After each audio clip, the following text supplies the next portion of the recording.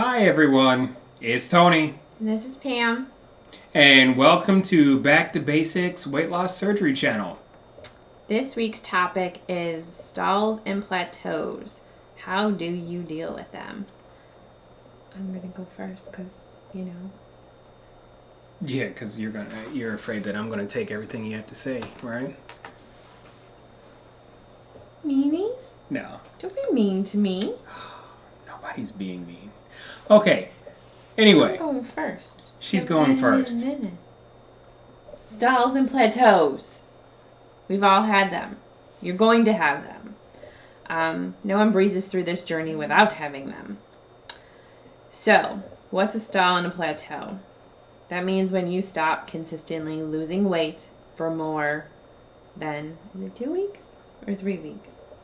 I'd say about 2. Yeah, I'd say about 2. Because you're not going to lose every week. Let's just face it. Some people do, but you probably won't. So what happens when you hit a plateau? Well, that means that you need to change something. Be it your exercise. Are you exercising, doing the same exercise that you've been doing for several weeks? Then you need to change something, whether it be the intensity or pick up a new exercise. As far as your eating goes, are you eating clean? Do you notice yourself taking in more carbs, more sugar? Then you need to clean it up.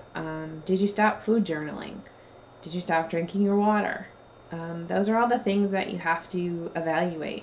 A plateau just means that you need to sit down with your list of rules and grade yourself. Are you hitting those rules consistently? Are you getting enough sleep?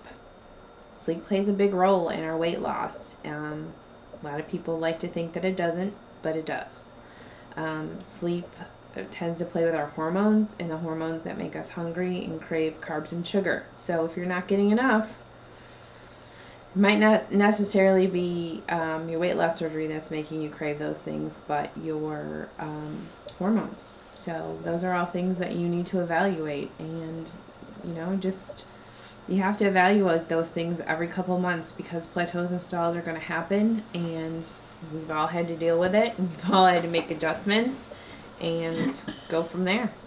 I'm going to let you go because that's short and sweet. I really don't have much more to say than that. Cool. All right. Because let's face it, kids, I've been on a stall and a plateau for quite some time, so... The only thing that I really wanted to share on top of what Pam said is that I'm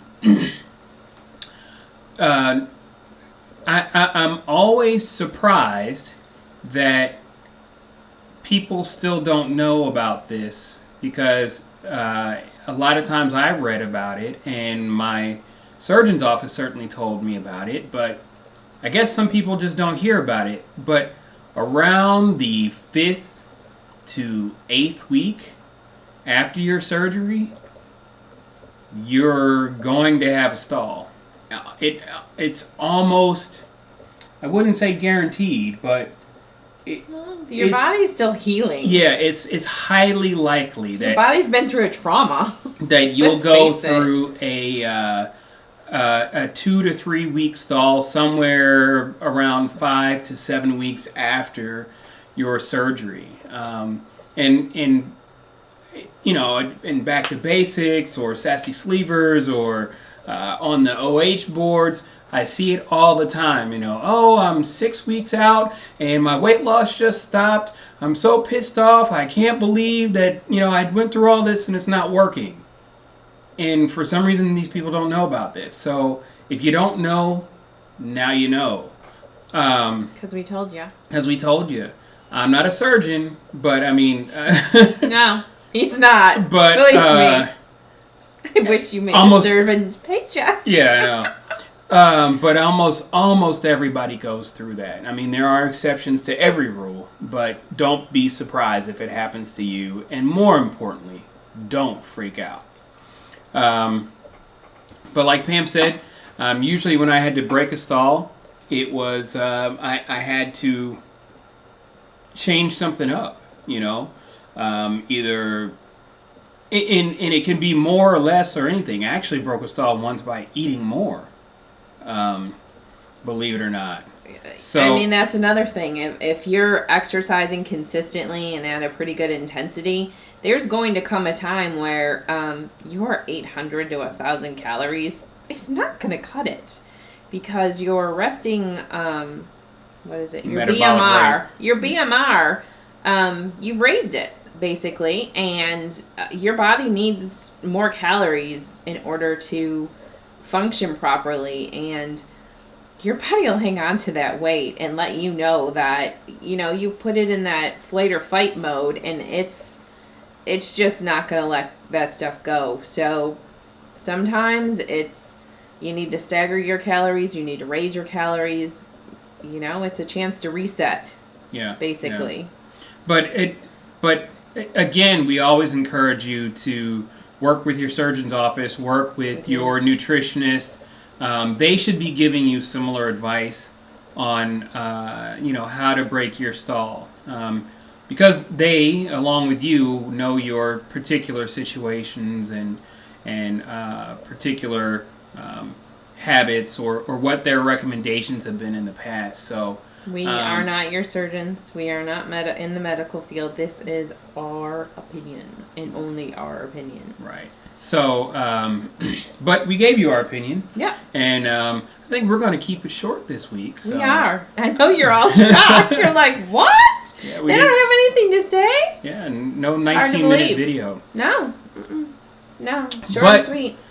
Even though short and sweet, we still want your comments and we still want your suggestions. So either down below